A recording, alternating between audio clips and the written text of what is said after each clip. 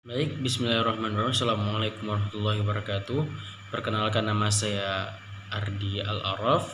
Saya dengan NIM 230102216.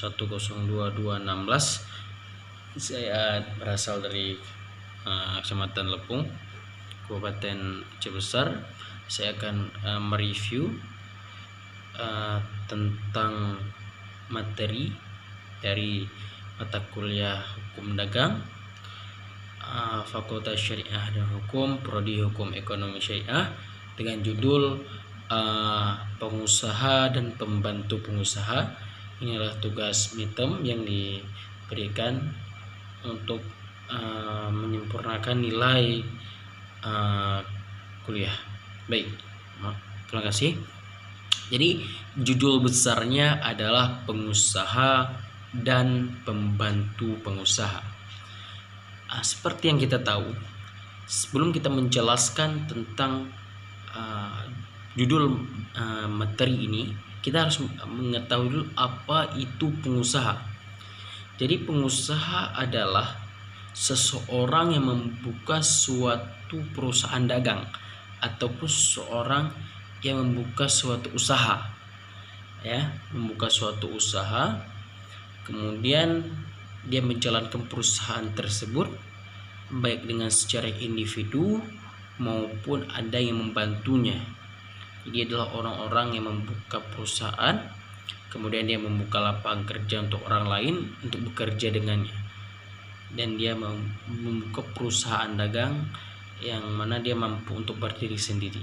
Itu yang dimaksud dengan pengusaha. Dan di sini kita berbicara tentang apa-apa saja yang bagaimana saja mekanisme seorang pengusaha dalam menjalankan usahanya ataupun dalam menjalankan bisnisnya. Yang pertama adalah orang yang dia bisa menjalankan usaha tersebut dengan sendirinya. Jadi tanpa perlu bantuan dari orang lain, tanpa butuh backup dari orang lain dalam menjalankan usaha. Itu yang pertama. Yang kedua adalah orang yang mempengusaha tapi dia juga perlu bantuan dari orang lain.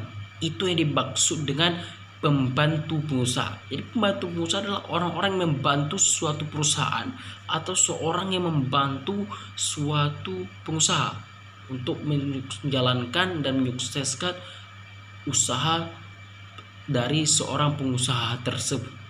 Dan kemudian yang ketiga adalah orang yang hanya memerintahkan seorang pembantu pengusaha untuk bekerja, dan seorang pengusaha ini tidak bekerja lagi. Istilah kalau kita bilang bos, hanya menyuruh-nyuruh seperti itu. Dan yang mau kita bicarakan apa di sini? Jadi pembantu pengusaha ini adalah orang yang penting dalam suatu perusahaan. Kenapa? Dengan adanya pembantu pengusaha, perusahaan ini berjalan tanpa harus dikerjakan oleh seorang pengusaha tersebut. Dan tugas dari pengusaha apa? Hanya mengontrol, mengarahkan bagaimana cara menjalankan dengan benar suatu usaha tersebut.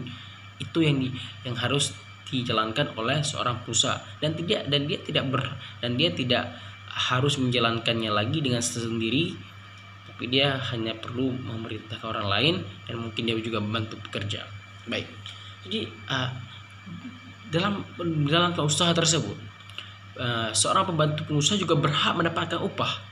Jadi dia tidak hanya bekerja serta merta ataupun dia hanya bekerja dengan sukarela, tapi dia juga harus berhak mendapatkan upah. Mengapa?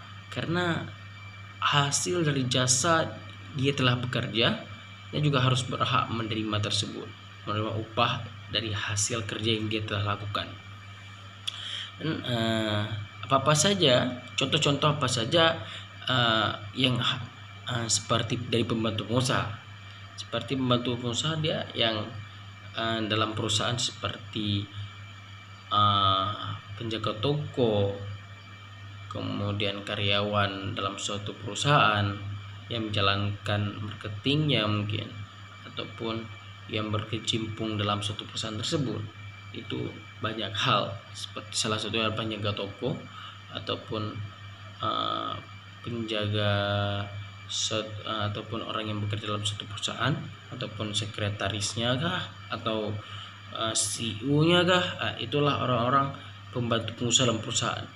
Dan ada juga orang-orang yang pembantu pengusaha tapi di luar perusahaan, seperti agen perusahaan. Mereka adalah orang yang mempertemukan antara pengusaha dan orang ketiga. Jadi dia ada di tengah-tengah, ya. Jadi dia tidak langsung pertemukan antara pengusaha dan orang ketiga, tapi dia adalah agennya, ada agen.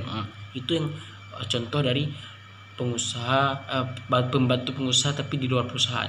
Kemudian ada seperti perusahaan perbankan syariah, mereka juga termasuk dari perusahaan pembantu pengusaha tapi di luar perusahaan, seperti itu. Jadi yang seperti kita tahu, dalam suatu perusahaan antara pengusaha dan pembantu pengusaha juga mereka terikat janji. Apa janjinya?